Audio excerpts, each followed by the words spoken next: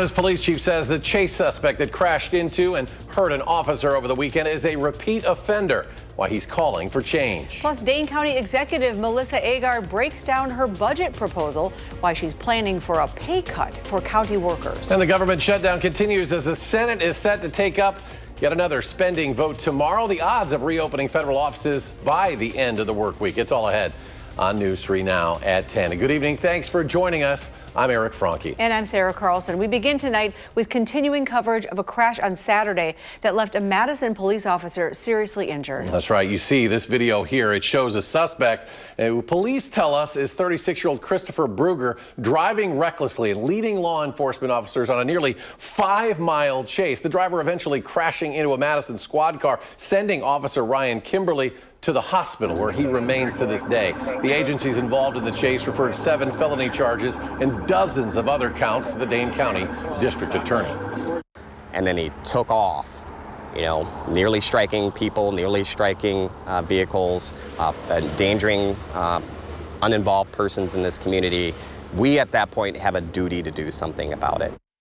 That's Monona Police Chief Brian Cheney, who defends the choice to chase, as the suspect was in a similar pursuit, injuring a Monona officer back in 2022. He also has 3 other offenses of driving while impaired.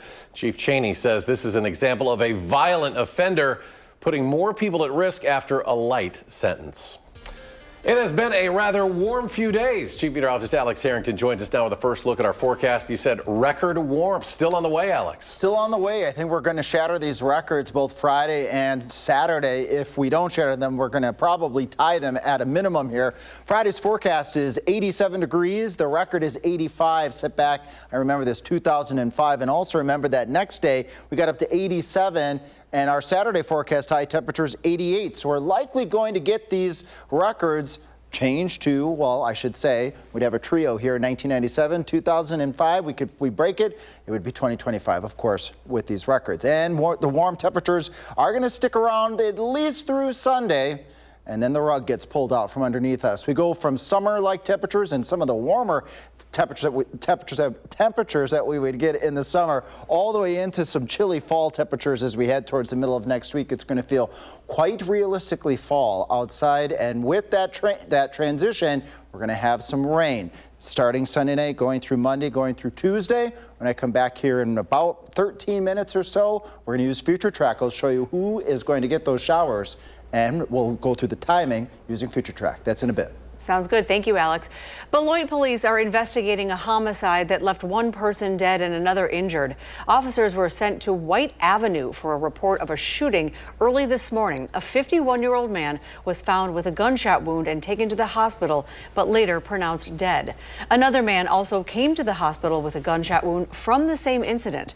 Police say this shooting is an isolated incident and there is no threat to the public. We now know the names of the 3 people killed in a crash in the town of Delona last week. And they are 34-year-old Naomi Ewok Cleveland of Baraboo, 37-year-old Dante Grant, who has ties to both Wisconsin but also Arkansas, and 34-year-old Garrick Cleveland Jr. of Linden Station. All 3 died from their injuries. Sauk County officials got a call for a single vehicle crash. This happened on Coon Bluff Road just north of County Highway P Sunday morning. Early investigations indicate the car was traveling at a high rate of speed before losing control, crashing into a wooded area and then catching on fire. Wisconsin is one step closer to closing its last remaining youth prison facilities. This is according to an announcement today by Governor Tony Evers. Lincoln Hills and Cooper Lake schools in Irma are now under full compliance with 50 reforms. Now, this is after 2015 allegations of excessive use of force and child abuse that led to court-ordered reform requirements. Now, Evers says the goal is to move the young people housed at these facilities closer to homes, close the prisons, and then convert them into adult institutions. Dane County's proposed 2026 budget includes measures to tackle the county's existing $31 million deficit. County Exec Melissa Agar proposed a $903.5 million budget plan yesterday. It'll cut vacant positions, freeze hiring, offer early retirement incentives, and also cut salaries of county workers by 1%. And that 1% cut, she says, is temporary, but could save the county $2 million. My number one direction to my department heads when I first put out my budget request to them was, I am sorry, I am asking you for a 4% reduction to what it is that your budget was last year. But it is sort of like squeezing a balloon. We have to have a balanced budget in the end. So If we're looking at applying more resources in one area, we're going to have to reduce it elsewhere. And County Exec Agard's plan will be presented to the Dane County Board during its meeting on October 23rd. County Board committees will then make recommendations for changes. And now to the 2026 gubernatorial election. This week, Democrat Missy Hughes joined the growing race. The former state economic development director announced her candidacy Monday, promising to reject divisive politics. She says she sees investments in manufacturing coming back to the state of Wisconsin, and she says as governor, she would be primarily focused on the economy. The next governor for the state of Wisconsin needs to be focused every day on working to build an economy that really makes sure that everyone has access to good paying jobs, to starting their business if they want to start a business, and also making sure that they have the things around them that they need. Hughes says she worries about the uncertainty that tariffs are bringing to the economy. And you can see her full conversation with our Ellie La Liberté this Sunday at 10:30 a.m. on For the Record. Now, Hughes joins an already crowded field of Democrats here. You can see that includes Lieutenant Governor Sarah Rodriguez, Milwaukee County Executive David Crowley, Senator Kelda Roys, Representative Francesca Hong, beer vendor Ryan Stranad, and former Wisconsin State Representative Brett Hulsey. Meanwhile, Congressman Tom Tiffany is joined only by Washington County Executive Josh Schoeman on the Republican side so far. A Hispanic Heritage Month celebration brought families to Meadowview Elementary in Sun Prairie tonight. The Hispanic and Latino Family Night saw games and activities, food, music, and dancing, all dedicated to Hispanic heritage. Meadowview Elementary School Principal Cynthia Bell Jimenez says cultural celebrations at the school promote unity, equity, and kindness. Each of these families are part of our community, right? And then in order for children and families to feel that they belong in the community, then they are essential part of the future of this community, they need to be able to being seen, being celebrated, being cared for. Bel Jimenez says it's also a way to celebrate the students enrolled in the school's dual language program, which supports biliteracy and bicultural education. Well, get this, Quick Trip will be adopting a new payment policy in an attempt to go penny free. The gas station announced today that it will begin rounding down cash purchases to the nearest 5 cents, hoping to eliminate pennies in their registers. This comes after the U.S. Department of Treasury's decision to end production of the penny. In a press release, Quick Trip says stores are, quote, running out of pennies by location. Now, digital and card transactions will remain unaffected. So if you're swiping your card, you are paying down to the cent. Still ahead after the break, the latest U.S. city preparing for the deployment of the National Guard. And what the Memphis Police Department and city leaders say about the National Guard's presence in their city as crime rates sit at decades-long low. You're watching News 3 Now at 10. It's the second day now of the government shutdown with no new negotiations scheduled. It is already affecting some areas like national parks, and there are big concerns at agencies like food banks about what will happen next. Erica Brown reports on fallout from Capitol Hill. 80-year-old Yolanda Mendoza relies on SNAP benefits that could eventually be delayed if the shutdown drags on. Every week, she shops for food at the Arlington Food Assistance Center in Virginia. Our families are going to be hurt. The center's CEO is deeply concerned about what a long shutdown would mean if federal employees lose their jobs, as President Donald Trump has warned. When federal workers are laid off, the first thing they'll do is reduce expenses. And that means that housekeepers, lawn services are the first to be cut. And those are the families we serve. The shutdown has closed government buildings to the public in Washington and shuttered some national park facilities like the Sugarlands Visitor Center in Gatlinburg, Tennessee. We were going to talk to the rangers and went to open the door and it was locked. There were no new talks held here in Washington, with some lawmakers out of town for the Jewish holiday Yom Kippur. The Senate is scheduled to vote again Friday on a short-term spending bill. We're going to give my Democrat colleagues another opportunity to reopen the government. Democrats are holding out for the reversal of Medicaid cuts and extending Affordable Care Act subsidies, as President Trump warns he's determining which, quote, Democrat agencies should be cut. The largest union representing federal workers is suing to prevent any layoffs. Not one time have anyone equated firing an employee in conjunction with a furlough. Hundreds of thousands of federal employees have already been furloughed. Erica Brown, CBS News, Capitol Hill. And the White House says cuts will be needed because no money is coming into the federal government during the shutdown. As the Trump administration continues to send National Guard troops and federal law enforcement officials into U.S. cities to address crime, Attorney General Pam Bondi is claiming success in the first few days of the crackdown down in Memphis, Tennessee. But some there say this influx of law enforcement is not necessary. Crime in Memphis is at a 25-year low in the first 8 months of the year. That's according to the Memphis PD. Some local leaders are asking instead that the administration invest in mental health, education, and housing for the city. They're coming, whether you want it or not. Why don't we create the best situation for everybody and work together to create the best possible outcome? And out in Portland, 200 National Guard troops are expected on the streets this weekend. Their directive is to patrol federal buildings where protests could occur. President Trump has called the city war-ravaged. But in a letter in Time magazine, Mayor Keith Wilson said the perception of Portland is being twisted. Now to weather, we have Alex Harrington back with our full forecast, and it just keeps heating up for now. It's hot. Yes, it's going to get even warmer on Friday. 87, that's our forecasted high. The record high is 85, set back in 2005. And now we're going to go for 88. We've inched these up just a little bit. The record in 2005, that was a warm stretch. Remember that, was 87. So we're likely going to break these records on Friday going on into Saturday. Not going to be shocked Friday and Saturday if we see a couple local areas getting, yes, or maybe surpassing 90 degrees and then crash. The temperatures will take a tumble as we head out to the middle of next week, and it's going to feel realistically like fall. It'll probably feel quite a shock by the time we get to Wednesday and Thursday after this long, warm stretch. When you go between those temperature swings like that, you can expect some weather in the form of rainfall. Decent chances for rain, especially Monday night going on into the early part of Tuesday. So let's track those showers here. Not much changes from last night when I was first showing you what this weather system might look like. Showers and a couple thunderstorms right around 7, 8 o'clock Monday morning. The front is coming through right at that time, stretching from Mineral Point to Madison up towards, let's say the Beaver Dam area. The front slowly works its way to the south. We're going to have energy right along that front, meaning there will be a focal point for more showers, a couple isolated thunderstorms with the better chances Monday afternoon, Monday night, and then Tuesday. It all sinks to the south. Notice these green arrows here? These are winds coming in out of the north, and that's going to usher in some pretty cool temperatures like I was just showing you.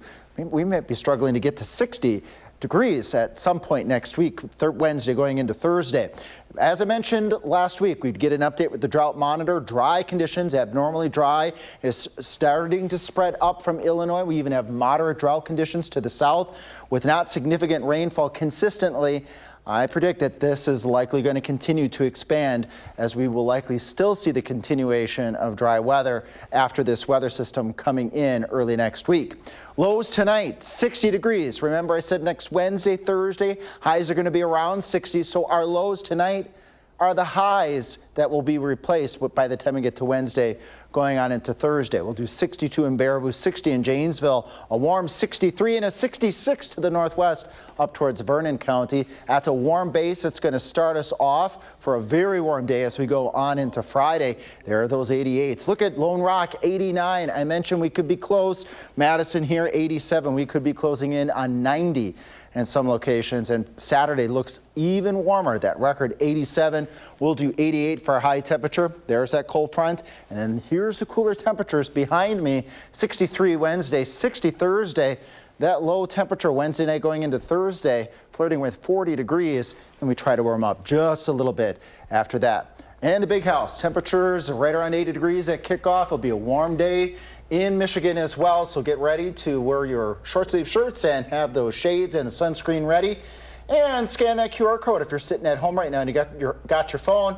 Randy sends us a picture from Lake Ripley and the beautiful sunset photo here. And you see what looks to be a boat and somebody water skiing there. If you're looking very closely. Water temps got to still be warm too, right? Yeah, they probably are. But my forecast for that Lake Ripley is, I bet less boats are going to be going out here after this warm stretch. We'll be skating on it in 3 weeks. Skating on it in 3 weeks, that's right. But take advantage now. Yeah, thank you, this Alex. weekend. Alex, thank you.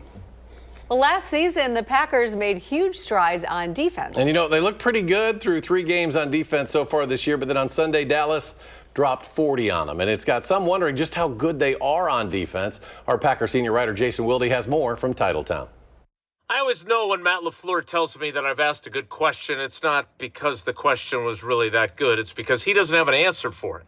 And right now, the Green Bay Packers head coach doesn't have an answer as to why his defense, which has had some great moments, save for their 40-40 tie with the Dallas Cowboys last Sunday night, have done some really, really good things. But one of the things that the Packers have emphasized since the start of training camp has been forcing more turnovers. And through 4 games, the Packers only have 2 to show for it, both interceptions. For a team that was setting its sights on setting the NFL record for most forced fumbles in a season of 43, they have come up very short of that through 4 games. I think there's been a couple more out there for us that we hasn't quite capitalized on, but yeah, it's just a lot of times they come in bunches, and credit to the teams we played have done a nice job of not allowing us to get a bunch of takeaways, just like I think our offense has done a fairly decent job of not giving the ball away. So it just hasn't rolled our way up to this point. Now, we're going to continue to emphasize it and continue to work on it, and I do think it's a matter of time before we get a couple to go our way. The Packers' defense next chance to change their turnover fortunes comes a week from Sunday when they return to action following their bye week with a game against the Cincinnati Bengals at Lambeau Field and on Channel 3. That's October 12th for that one. In the meantime, we'll have full coverage of the Packers, including during the bye, on channel3000.com for free. And while you're there, remember to sign up for the newsletter, which delivers our Packers coverage directly to your inbox every single day. In Green Bay, Jason Wilde, channel3000.com.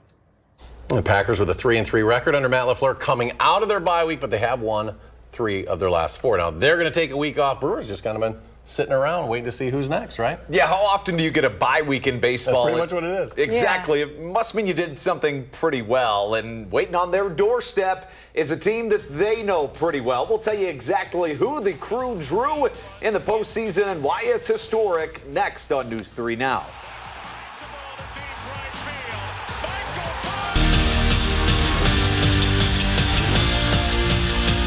It is set. The Brewers will host the Cubs in the NLDS starting on Saturday. But Pat Murphy, he's not worried about his opponent. He is worried about the fact that he had the best record in baseball this year. His Brewers did, earning them a bye through the wild card round. After an 162-game season, grinding every day, it is great to have a full week off, but you can see how, too, that could throw you off your groove. No one will be talking about the bye after we win. You know what I'm saying? After we win, no one will say the bye. Just 3 runs in the 2 games. We mentioned the fact that the Cubs won. Here is how they did it. Getting the job done was Michael Busch. They go on to beat the Padres, although it was pretty close there at the end. Believe it or not, the Brewers will host the Cubs in the two's first ever postseason meeting. Wisconsin volleyball is off to a 9-1 start and hosted Illinois tonight. Kelly Sheffield's squad has remained elite despite losing arguably his best senior class ever. But this year's transfers and freshmen have proved that they can fill those shoes. One of the newcomers, Jade Chernelia, who is our guest on tomorrow's episode of the Wisconsin Huddle, credits the group's togetherness. I think it's super cool because we have a lot of younger girls, but we have also the other flip side of it, and we have a lot of experience, so I think it's really cool to see all of that coming together. We call our senior class the grandmas on the team, and we feel kind of like motherly in a sense to these young girls. So I think it's really cool to see everybody come together on the court. Preseason is tough, our schedule is tough, and now that Big Ten is starting, it's really awesome to see it all come together.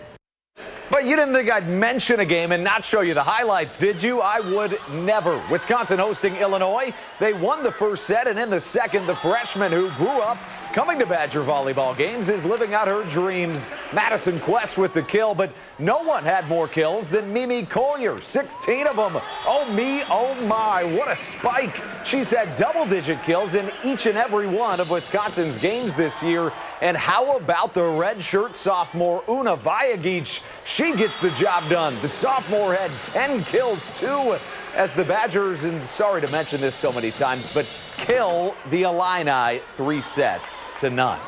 To the basketball court where Brad is officially back. Brad Davison reported to Madison for his first day as a Wisconsin men's basketball coach today in the only way that he knows how. Where have we seen that before? This weather outside has kind of felt like taking a charge. Alex tells you if it'll stick around next on News 3 Now. Finally tonight, Taylor Swift's new album, Life of a Showgirl, will be available, folks, in 29 minutes and 50 seconds. Dropping at midnight Eastern time, this is Swift's 12th original studio album, her first since she became the owner of her entire music catalog. Applause to her for that one. Her last album, The Tortured Poets Department, achieved over 300 million streams on Spotify alone on the day of its release, breaking a record for the streaming platform itself. She's been known to break. She is unbelievable. Yeah. This is going to sell like crazy, right? This is going to be unbelievable. People are waiting up, and they will be doing that all around the world for her. Our producer asked me to name. I almost named 4 songs. It was impressive. I was listening to that. Hey, I mean, I know my music, You have especially to know Taylor it. Swift.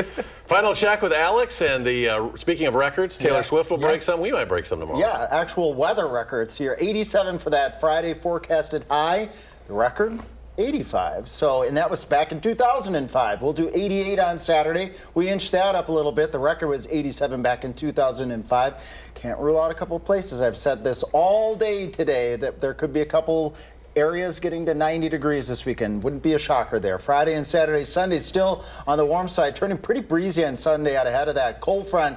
Monday and Tuesday, that cold front comes through, and then there the rug gets pulled out from underneath us. High of only 60 degrees on Thursday. Just for contrast, our lows this weekend are going to be our normal highs for this time of year. And then by the time we get to the middle of next week, Thursday, we're finally in fall. Sorry, Eric. It'll last a week. It'll last a week. Then winter will start. But you could say this has been a cruel summer, Swiftie fans. Huh? Nice. Look at that. Cruel Summer, isn't that's from the 80s? Different song, I think? No. There was a different group, Cruel Summer. There was. I don't know that song.